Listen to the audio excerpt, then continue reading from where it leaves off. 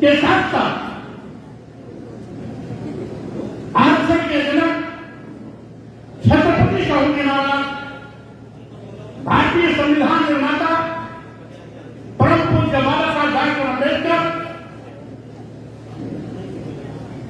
पेरियार स्वामी नायकर, नारायण गुरु, संत जागरे के साथ साथ उत्तर भारत में सामाजिक क्रांति का शंखनाद फूंकने वाले महामना रामस्वरूप वर्मा जी, पेरियार ललई सिंह यादव जी, बिहार प्रदेश के शहीद जगदेव कुशवाहा जी और इसी धारा को आगे बढ़ाने वाले सामाजिक परिवर्तन के महानायक मानव कांशीराम साहब जी ने समय समय पर हमें सचेत और सावधान किया।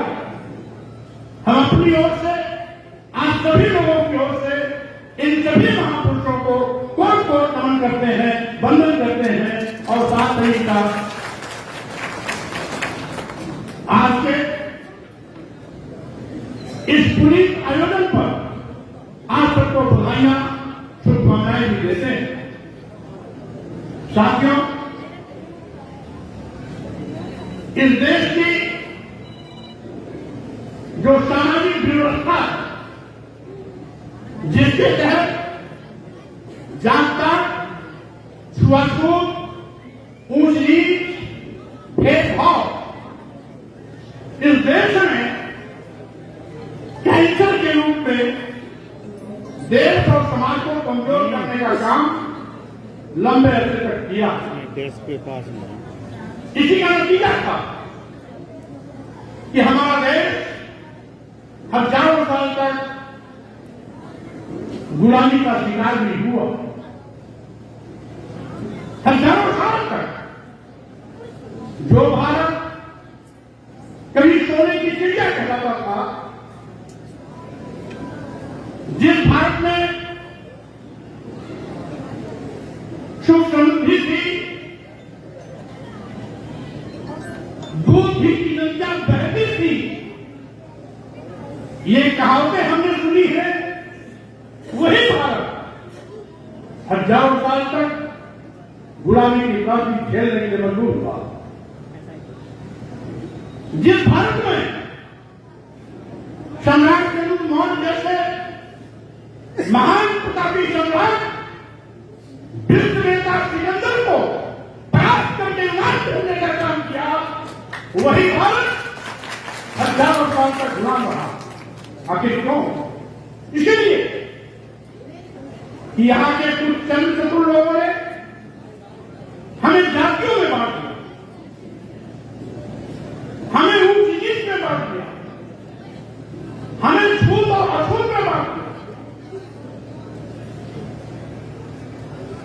डिवाइड एंड रूल के तहत ऐसे लोगों ने न केवल समाज को बांटा, बल्कि समय समय पर हमारा देश भी बटा। आप जानते हैं, सम्राट अशोक के जमाने में हमारे भारत की सीमा इराक और ईरान तक जाती थी।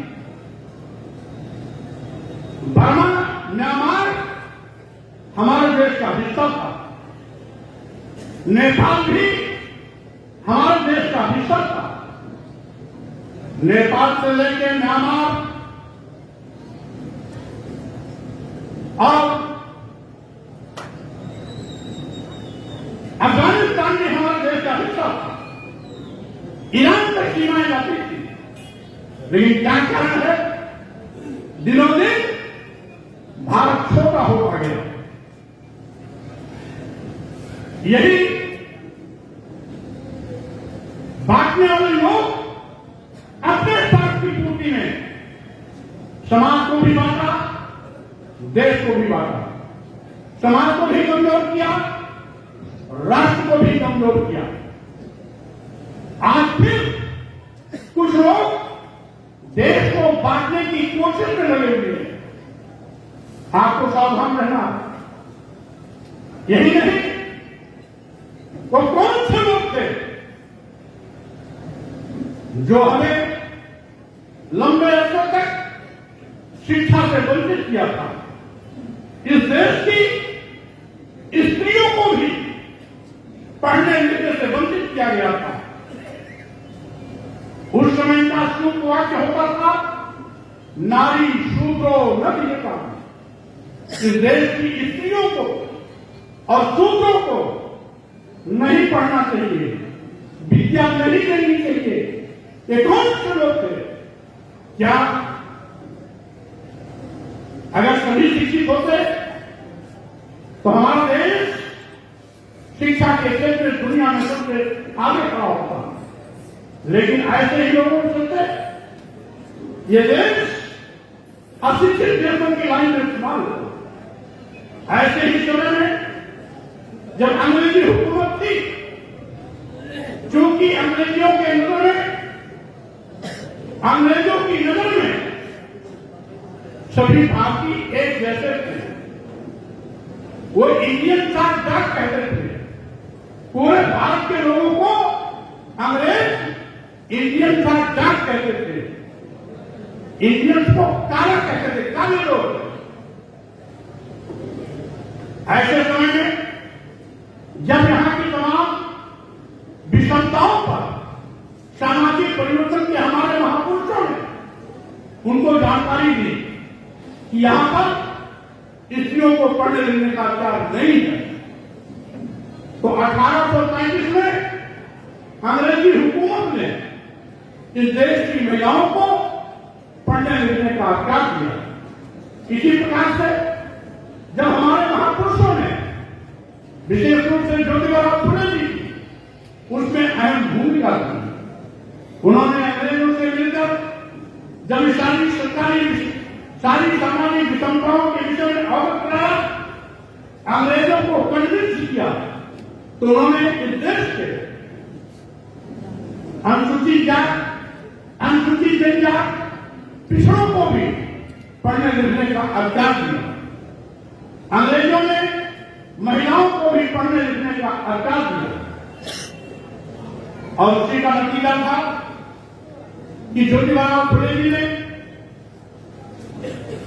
जब अपनी पत्नी को पढ़ाना शुरू किया, तो उनके घर के लोगों ने ही सबसे पहले ज्योतिबा फुले और उनकी पत्नी को घर से बाहर कर दिया। सावित्रीबाई फुले जी की हौसला अफजाई के लिए फातिमा सेठ जी एक मार्गदर्शिका के रूप में भूमिका निभाई। उन्होंने उनको प्रोत्साहित किया। इत्तेफाक से फातिमा सेठ जी अच्छी पढ़ाई लिखाई कर ली थी और अध्यापक भी बन गई थी। उन्होंने न केवल पढ़ने के लिए प्रेरित किया, बल्कि पढ़ाई के बाद उनको स्कूल खोलने और खुद इस दिशा में आगे आने के लिए भी प्रोत्साहित किया, जिसका नतीजा रहा 1835 में चूंकि अंग्रेजी हुकूमत ने पढ़ने लिखने का अधिकार महिलाओं को दे ही दिया था, तो 1848 में पहला स्कूल ज्योतिबा फुले सावित्रीबाई फुले ने खोला। और फिर एक ही नहीं, लगातार समय समय का अंतराल देते हुए 18 विद्यालय खोले। सावित्रीबाई फुले पहली महिला शिक्षा हुई। और जब स्कूल पढ़ाने जाती थी तो तमाम ऐसे लोग जो नहीं चाहते थे कि देश की महिलाएं पढ़े, वो लोग सावित्रीबाई फुले पर स्कूल जाते वक्त गंदगी फेंका करती थी, कभी गोबर फेंकती थी, कभी मलमूत्र फेंका करती थी, स्कूल पहुंचकर साड़ी बदलती थी। और फिर जब घर लौटती थी तो यही बच्चों की उनके साथ ही होती थी। सोचिए वो विपरीत प्रति कौन सी थी जिसमें इस देश की महिलाओं को पढ़ाई लिखाई से रोका जा रहा था। एक और हम कहते हैं यत्र नार्यस्तु पूज्यन्ते रमन्ते तत्र देवता। दूसरी ओर महिलाओं को पढ़ने लिखने जानवर से मतलब जिंदगी जीने के लिए हम मजबूर करते रहे। ये हमारे वो लोग जो यथार्थवादी सोचते थे ऐसा करते रहे। साथियों, आज मैं कहना चाहूंगा, आज तो हम सब शुक्रगुजार हैं परम पूज्य डॉक्टर अम्बेडकर के, जिन्होंने भारतीय संविधान के माध्यम से आज हमें धन, धरती, शिक्षा, सम्मान को मौलिक अधिकार मिलने का एक बड़ा काम किया। हजारों साल की गुलामी क्यों बेड़ियां, जिसमें न केवल हमको शूद्र कह करके जानवर से बदतर जिंदगी जीने के लिए मजबूर किया जाता रहा, वही समाज को बाबा साहब डॉक्टर अम्बेडकर ने भारतीय संविधान के माध्यम से मौलिक अधिकार से जोड़कर हमें हमारे सम्मान स्वाभिमान का रास्ता प्रस्तुत किया। धन, धरती, शिक्षा, सम्मान के साथ खड़ा होने का अवसर दिया। मैं कहना चाहता हूं साहब, आज भी हमारे साथ धोखा हो रहा है। आज भी हमें सचेत और सावधान होना है। बड़े पैमाने पर जब अनुसूचित जात, अनुसूचित जनजाति और पिछड़े वर्ग के लोग पढ़ाई लिखाई में आगे जाने लगे, IAS, IPS, doctor, engineer, advocate, professor बनने लगे, साइंटिस्ट बनने लगे, जज बनने लगे, तो अब शिक्षा के साथ फिर से छल किया जा रहा है। शिक्षा महंगी की जा रही है। एक उदाहरण देता हूं प्रयाग विश्वविद्यालय का, जो केंद्रीय विश्वविद्यालय है। BA में 400 रुपए फीस थी, 400 से बढ़ाकर सीधे 4,000 कर दिया गया। बीकॉम में 4,500 थी, बढ़ाकर 4,500 कर दिया गया। BSc का 500 था, बढ़ा के 5,000 कर दिया गया। यानी गरीब के बच्चे न पढ़ पाए, ये सरकार ऐसी व्यवस्था कर रही है। यही नहीं, बाबा साहब डॉक्टर अम्बेडकर कहते थे सुबह सुबह 2 घंटी बजती है, 1 घंटी स्कूल की बजती है, 1 घंटी मंदिर की बजती है। जो स्कूल की घंटी सुनकर स्कूल चला जाता है, वो पढ़ लिख करके आगे बड़ा ओहदेदार बन जाता है। लेकिन मंदिर की घंटी सुन करके जो मंदिर चला जाता है, वो हमेशा मंदिर का ही चक्कर लगाता रह जाता है। वो कभी IAS, IPS, कलेक्टर, अधिकारी नहीं बन पाता है। ये बाबा साहब डॉक्टर अम्बेडकर कहते थे, ये बाबा साहब डॉक्टर अम्बेडकर कहते थे। इसलिए साथियों, मैं कहना चाहता हूं, आज ये लोग हमें स्कूल से दूर करना चाहते हैं, पढ़ाई लिखाई से दूर करना चाहते हैं। इसीलिए शिक्षा को महंगी कर रहे हैं। गांव का गरीब चाहे बड़ी जात का हो, चाहे छोटी जात का हो, गांव का गरीब चाहे बाबा का बेटा हो, चाहे बाबू साहब का बेटा हो, चाहे दलित का बेटा हो, चाहे पिछड़े का बेटा हो, चाहे अकलियत का बेटा हो, आज जो भी गरीब है, अब महंगी शिक्षा के कारण वो सामान्यतः शिक्षा नहीं दे सकता है, शिक्षा से वंचित होता है। लाखों बच्चों ने अभी पढ़ाई छोड़ी है। सरकार की नीतियों से लगभग 1.5 लाख सरकारी स्कूल इस भाजपा शासन काल में बंद हुए। प्राथमिक स्कूल जिसमें प्राइमरी और जूनियर आते हैं, सरकारी स्कूल 1.5 लाख स्कूल बंद किए गए हैं। आज उत्तर प्रदेश में भी 10,000 स्कूल ऐसे जो शिक्षक विहीन है, जिसमें दूसरे स्कूल का टीचर प्रभावी के रूप में दूसरे स्कूल का प्रभाव करता है। ऐसी हालात है, ऐसी परिस्थितियां पैदा की जा रही कि गांव के स्कूल में भी पढ़ाई मजाक बन गया है। सरकारी स्कूल आज व्यवसाय के केंद्र बनते जा शिक्षा का व्यवसायीकरण हो रहा है। आज शिक्षा में भी सरकार पैसा कमाने की नीति तय कर रही है। स्कूलों से भी पैसा कैसे कमाया जाए, सरकार उसको भी लगातार व्यापारिक नजरिए से देख रही है। ऐसी हालत में गरीब फिर शिक्षा से वंचित होंगे। इसलिए आज इस पर गहन चिंतन की आवश्यकता है। साथियों, यही नहीं, बाबा साहब डॉक्टर अम्बेडकर ने भारतीय संविधान के माध्यम से अनुसूचित जात, अनुसूचित जनजात को आरक्षण का अधिकार दिया था। वहीं पर बाबा साहब डॉक्टर अम्बेडकर ने अनुच्छेद 340 के तहत पिछड़े वर्गों को भी आयोग बनाकर आरक्षण देने की व्यवस्था सुनिश्चित की थी, जिसके नाते मंडल आयोग के तहत पिछड़ों को भी 27% आरक्षण की सुविधा मिली हुई है। लेकिन जब से डबल इंजन की सरकार आई है, यह अनुसूचित जात, अनुसूचित जनजात और पिछड़ों का आरक्षण खत्म कर रही है। आज 27% की जगह पर कोई भी इसका विज्ञापन आता तो पिछड़ों का आरक्षण कहीं 5%, कहीं 8%। अनुसूचित जात का, जो अनुसूचित जात जनजात का 22.5% आरक्षण है, वो खत्म करके कहीं 4%, कहीं 5% और कहीं कहीं 0 कर दिया जाता। आखिर ऐसा धोखा क्यों? क्योंकि बाबा साहब डॉक्टर अम्बेडकर जानते थे कि हजारों साल से इनको धन, धरती, शिक्षा, सम्मान से वंचित किया गया। इसलिए आर्थिक कमजोरी के तहत ये कोई भी व्यवसाय नहीं कर सकते। खेती जमीन है नहीं, खेती भी नहीं कर सकते।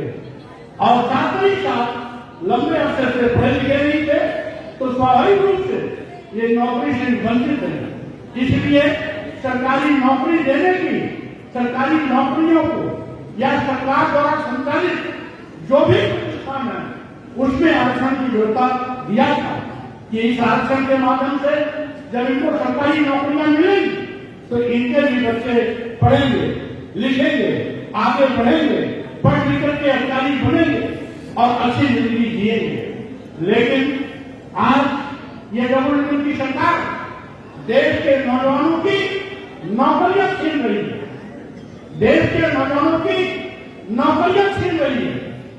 आज जब से सरकार बनी, सरकारी नौकरियां गायब हो गई। सामान्य वर्ग के लोग, अनुसूचित जात के लोग, अनुसूचित जनजात के लोग, पिछड़े वर्ग के लोग, किसी भी समाज के हो, हर समाज का प्राधिकार आज बेरोजगारी का दंश झेल रहा है।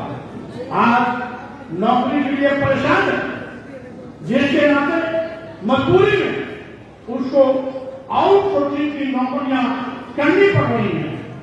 हमने देखा है तमाम पढ़े लिखे बीटेक करके आउटसोर्सिंग की नौकरी में 10-12 हजार 14 हजार पर नौकरी कर रहे हैं। हमने कई जगह देखा, बस्ती गया था, एक चाय की दुकान पर बड़ा सा बोर्ड लगा था और बोर्ड में क्या लिखा था? बीटेक चाय वाला, बीटेक चाय वाला। एक टैक्सी चालक अपनी टैक्सी में लिखा था बीटेक टैक्सी वाला। इस तरीके से आज बेरोजगारी का आलम है। आज पढ़े लिखे डॉक्टर, इंजीनियर आज दर ठोकरे खा रहे हैं। तमाम ग्रेजुएट, पोस्ट ग्रेजुएट लड़के आज सड़क पर भीख मांगने जैसी स्थिति के दौर से उतर रहे हैं। और यही नहीं साथी, आज सरकार कहने के लिए बड़ी अच्छी अच्छी लचेदार बातें करती है, लेकिन इनकी नियत में खोट है। अभी गौतम जी ने ये किया कि अभी भारत सरकार ने 340 IAS लिटरल एंट्री के नाम पर बढ़ाया। 340 आईएस में एक भी शेड्यूल कास्ट का व्यक्ति नहीं,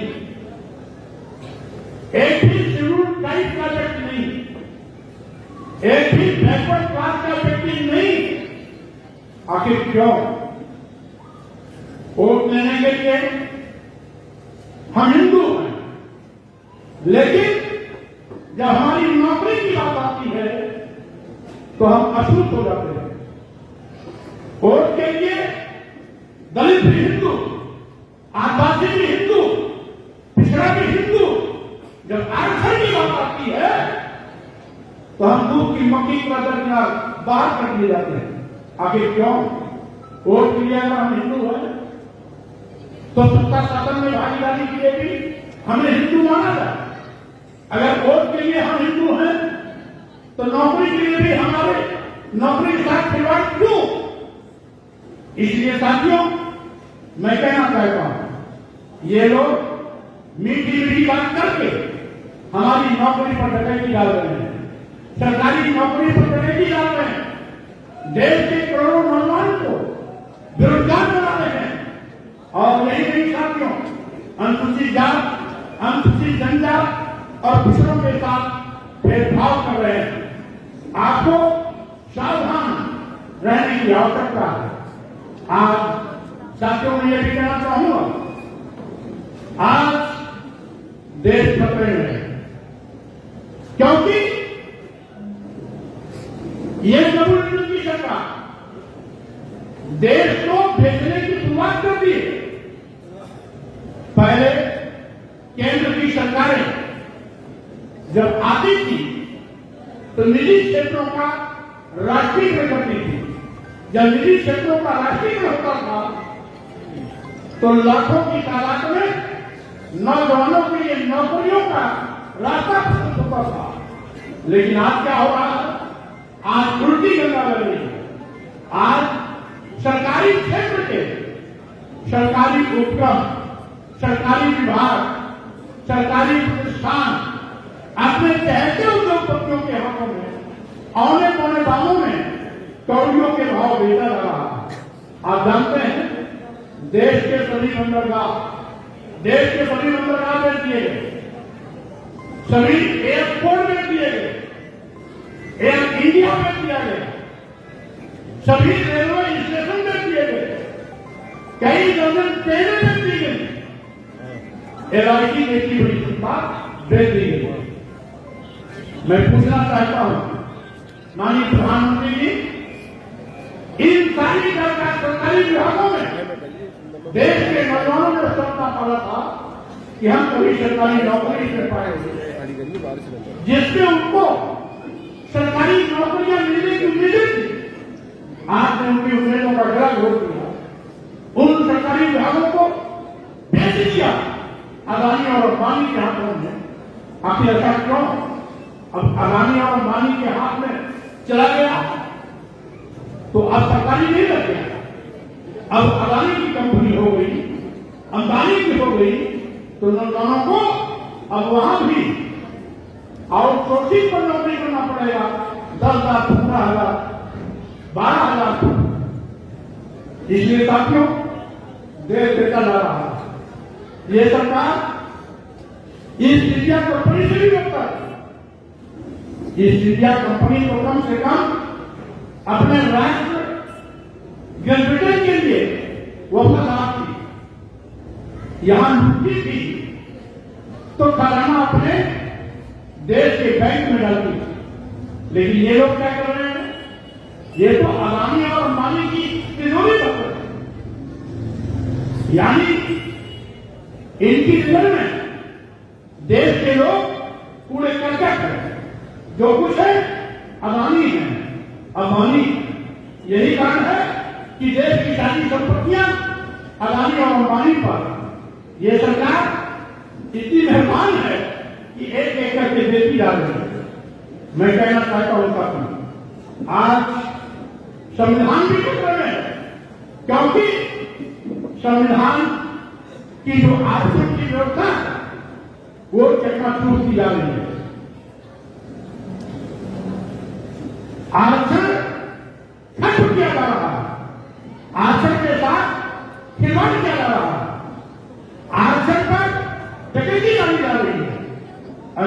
अनुसूचित जाति और पिछड़ों को आरक्षण से वंचित किया जा रहा है।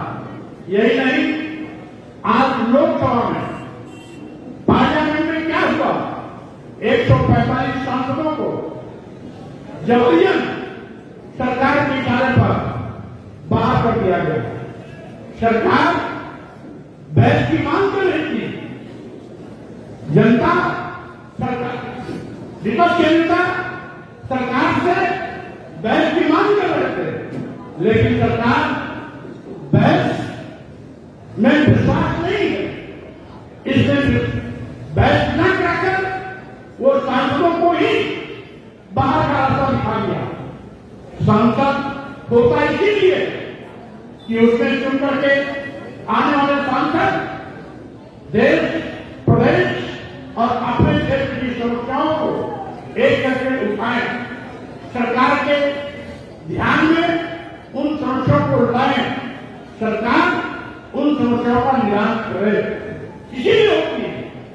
लेकिन क्योंकि सरकार का लोकतंत्र में यकीन नहीं है, इसलिए लोकतंत्र को भी कुचलने का प्रयास किया जा रहा है। यहां तक कि विपक्ष की आवाज को दबाने के लिए ईडी, सीबीआई, इनकम टैक्स का दुरुपयोग किया जा रहा है। इसलिए आज आपको सावधान होना हो। साथियों, जो हालात वक्त से बदतर हैं, हमारा ध्यान भटकाने की कोशिश की जा रही है, हमारा ध्यान भटकाने की कोशिश की जा रही है, उससे आपको सावधान रहना है। और साथ ही साथ देश को बचाना है, लोकतंत्र को बचाना है, संविधान को बचाना है। इसलिए लोकतंत्र, संविधान और देश से खिलवाड़ करने वाले लोगों को बाहर का रास्ता दिखाना भी है। इस तैयारी के साथ आप सब मजबूती से आगे बढ़े। यहां मैं ये भी कहना चाहूंगा, हमारा भारतीय संविधान पंथनिरपेक्ष, धर्मनिरपेक्ष संविधान है। हम सभी का समान रूप से सम्मान करते हैं। हमारी संस्कृति रही है, हिंदू, मुस्लिम, सिख, ईसाई सब है आपस में भाई भाई। आज उस भाईचारे की संस्कृति को, उस भाईचारे की संस्कृति को तोड़ा जा रहा है। हिंदू मुसलमानों की बीच में खाई पैदा कर हिंदू मुसलमानों को लड़ाने की नापाक कोशिश की जा रही है। और साथियों, ये बड़ी विडंबना कि जहां की संस्कृति रही बंधन का, हम पूरे विश्व को अपना परिवार मानते हैं, लेकिन पार्टी विशेष के लोग यहां पर धार्मिक उन्माद कर हिंदू मुसलमानों को आपस में लड़ाकर, हिंदू मुसलमानों को आपस में बांटकर राजनीति करने की कोशिश में लगी थी। कुछ लोग हिंदू मुसलमानों की लाश पर अपनी राजनीतिक रोटियां सेकने की तैयारी में। अभी एक फर्जी वीडियो का खुलासा हुआ सोशल मीडिया में, ट्विटर पर जुबैर खान के नाम से एक ट्वीट किया गया कि योगी जी राम मंदिर और मुख्यमंत्री योगी जी को बम से उड़ाने की धमकी दी। योगी जी की ही पुलिस ने उस मामले का खुलासा किया। अब दोनों गिरफ्तार भी हुए, एक मिश्रा जी, एक ठाकुर साहब। और ट्विटर जाना किसको दिया था? जुबैर के नाम पर। एक मुस्लिम लड़के नाम और था, एक जुबैर था, एक मुस्लिम लड़के का नाम और था। उसके नाम पर ट्विटर डाला गया कि राम मंदिर और मुख्यमंत्री योगी को बम से उड़ा दिया जाएगा। जब जांच हुई, योगी जी की पुलिस ने जांच किया, कोई और दूसरी पुलिस नहीं जाती। तो जांच में ट्विटर करने वाले नेता को एक मिश्रा जी और एक ठाकुर साहब दोनों को उड़ाते और इसका जो सरना था वो तिवारी लखनऊ के थे। ये देखिए, अगर ये प्रॉपर नहीं होता तो उस ट्विटर के माध्यम से पूरे मुस्लिम समाज को अपराधी बनाकर जनता की नजर में कटघरे में खड़ा करने की इनकी नापाक कोशिश की और उनका संबंध कहीं और से नहीं। जो उसका करना था उसका फोटो वायरल हुआ तो माननीय मुख्यमंत्री जी को गुलदस्ता देते हुए नजर आया। सावधान रहना, ये कितने ऊंचे खिलाड़ी, कहीं पर निगाहें कहीं पर निशाना, कहीं पर निगाहें कहीं पर निशाना। अगर वो झूठ खुलासा नहीं होता तो पूरा मुस्लिम समाज देश की जनता की नजर में अपराधी बन गया होता। लेकिन ये तो अच्छा हुआ कि समय रहते वो झूठ का खुलासा हो गया, अपराधी पुलिस के गिरफ्तार में आ गए। अब क्योंकि सरकार के खिलाफ आतंकवादी गतिविधियों में लिप्त पाए जाने की सजा देती है नहीं देती है, ये बात तो निर्भर सरकार पर। लेकिन आज तक उनके घर बुलडोजर नहीं गया। गिरफ्तार तो हो गए, उनके घर बुलडोजर नहीं गया। अगर यही क्यों स्वामी प्रसाद मौर्य कर दिए होते, राजेंद्र पाल गौतम कर दिए होते, या हमारे बीच में बैठे हुए हैं हमारे एटा के पूर्व चेयरमैन क्या नाम जहीर अहमद साहब, अगर ये कर दिए होते तो इनके यहां बुलडोजर जाके घर पहले ही जाता, गिरफ्तारी बाद में होती, घर पहले ही जाता। लेकिन ये दो गिरफ्तार हुए, वो न दलित है, न पिछड़े हैं, न अल्पसंख्यक है। अगर ये दलित और अल्पसंख्यक पिछड़े के होते तो बुलडोजर पहले ही हटा देता, गिरफ्तारी भाग पे होती। गिरफ्तार हुए तो हो गए 5-6 दिन, लेकिन बुलडोजर अब तक नहीं गया। यानी कानून भी जात देख के काम कर रहा है, कानून भी जात देख के काम कर रहा है। अनुसूचित जात, अनुसूचित जात, पिछड़े वर्ग, अल्पसंख्यक समाज के व्यक्ति से अगर छोटी भी गलती हो गई तो बुलडोजर का घर जमींदोज कर देगा। और अगर आरएसएस और भाजपा के नातेदारों के द्वारा बड़ी से बड़ी गलती हो जाए तो बुलडोजर उसके आगे कभी नहीं जाएगा। इसलिए साथियों, आप सरकार की नेगेटिव को सावधान रहने की आवश्यकता है। ऐसे लोग जो देश को बांट सकते हैं, समाज को बांट सकते हैं, वो आप पर इतना आगे बढ़ सकते जो करके कर सकते हैं, इसका अंदाजा नहीं लगाया जा सकता। इसीलिए आज इस कार्यक्रम के माध्यम से मैं सावित्रीबाई फुले जी, महात्मा शेर जी को कोट नमन करता हूं और साथ ही साथ पंचशील दिवस जो 1880 में ये एक सिन्हा जी के उनके दस्ता में पंचशील झंडा सूचित किया गया था।